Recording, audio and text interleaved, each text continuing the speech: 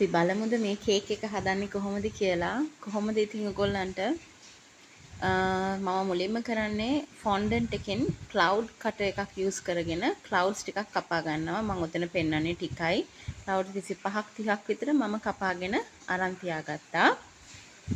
ඊට පස්සේ තව ওই toothpick එකකට වතුර චුට්ටක් ගාලා එක ඔය වලාකුළු 4ක් 5ක් 6ක් විතර මම ඒ කියන්නේ කේක් එක උඩට ගන්නනේ වලාකුළු වලට වතුර දාලා ටූත්පික් එකෙන් ඇනලා අරන් තියා ගන්නවා.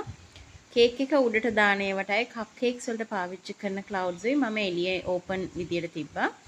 නමුත් කේක් එක වටේ අලවන ඒවා මම ওই කොළ පාට ෆයිල් කවර් එක ප්ලාස්ටික් ෆයිල් කවර් එකකට කෝන් පිටි ටිකක් ඉහලා ඒකේ කාසුයි වලාකුළුයි කේක් එක වටේ අලවන ඒවා ඒක ඇතුලේ දාලා තියෙන්නේ. මොකද එතකොට වේලෙන්නේ නැහැ. මොකද වේලුනොත් එහෙම කේක් එකට අලවන්න බෑ කැඩෙනවා. මොකද රවුමකට ගියාම හැඩේ වෙනස් වෙනවනේ. දැන් ඔය එක කායකකුත් එනවා කේක් එක උඩට. ඒකත් මම චුට්ටක් මහතට අරන් ටූත්පික් එකක් තෙමලා ඇන්නා. ඊට පස්සේ මම කරේ අර ඒ පේස්ට් එකට මේ ෆොන්ඩන්ට් එකම චුට්ටක් රෝල් කරලා තුනී කරලා ඉතිරි කටර්ස් ටික කටර් එකෙන් ඉතිරි කාස් ටික කපාගෙන අරන් තියාගත්තා. ඊට පස්සේ මම නිල් පාටත් කපා ගත්තා. දැන් මම ඔය රතු පාටයි නිල් පාටයි ෆොන්ඩන්ට් එකතු කරගෙන මං ගාව සුදු පාට තිබුණ නැහැ ඉතිරි වෙලා. රතුයි නිලුයි තිබුණේ. මම මේ දෙක මික්ස් කරලා දම් පාට හදාගත්තා.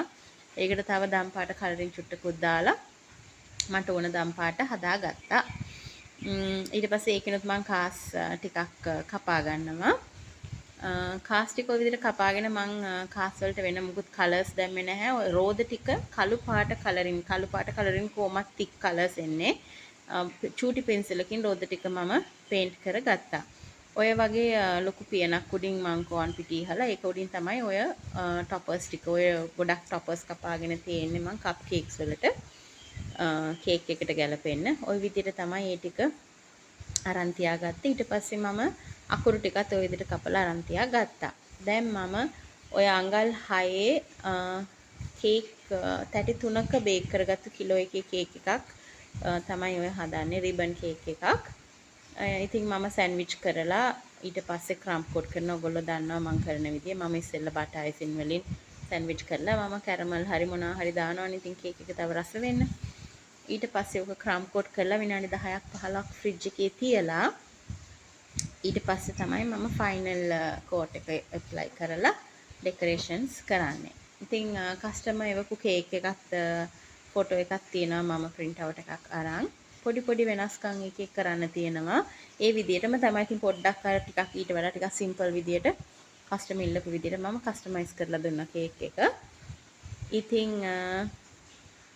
ওই විදිහට හරියම ලේසියෙන් දැන් ওই බටර් අයිසින් එක මේ ඩෝලි වලින් හදලා තියෙන්නේ.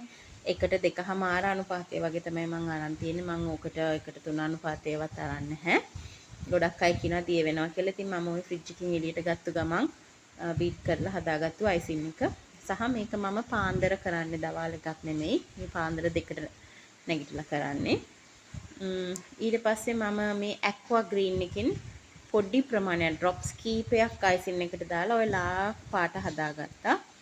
ඊට පස්සේ මේ විදිහට මම කේක් එක කවර් කරලා මම ඔය ටොපර්ස් ටිකක් දාලා ඩෙකොරේට් කරාට පස්සේ 2C කියන නොසල් එකෙන් තමයි ඔය ඩෙකොරේෂන් ටික මම චුට්ටක් පයිප් කරගන්නවා කේක් එක වටේට. ඕගොල්ලන්ට ඒක 4B එකෙන් 6B එකෙන් 195 කියලා තියෙනවා. ඔය වගේ ඒ සමාන ඔය නොසල් එකකින් කරගන්න පුළුවන් 2Cම තියෙන්න අවශ්‍ය නැහැ.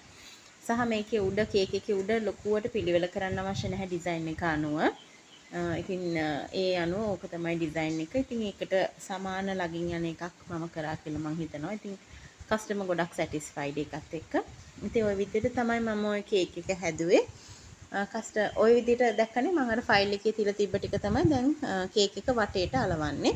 මම පටන් ගත්තේ කේක් එක ඉස්සරහෙන් අලවන්න. මොකද කේක් එක ඉස්සරහෙන් හොඳට නීට් එකට තියෙන්න ඕනේ. පොඩි මොනවා හරි නිකන් වෙනස්කමක් වුණත් ඒක කේක් එකේ පිටිපස්සට දාන්න ඕනේ අපි.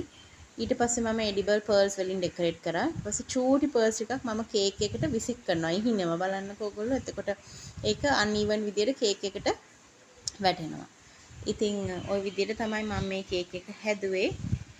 ඉතින් ඔයගොල්ලෝත් බලන්න හොඳයිද කියලා. වීඩියෝ එක හොඳයි නම් ලයික් කරන්න, ෂෙයා කරන්න, සබ්ස්ක්‍රයිබ් කරන්න, ෆලෝ කරන්න, කමෙන්ට් එකක් දාන්න අමතක කරන්න එපා.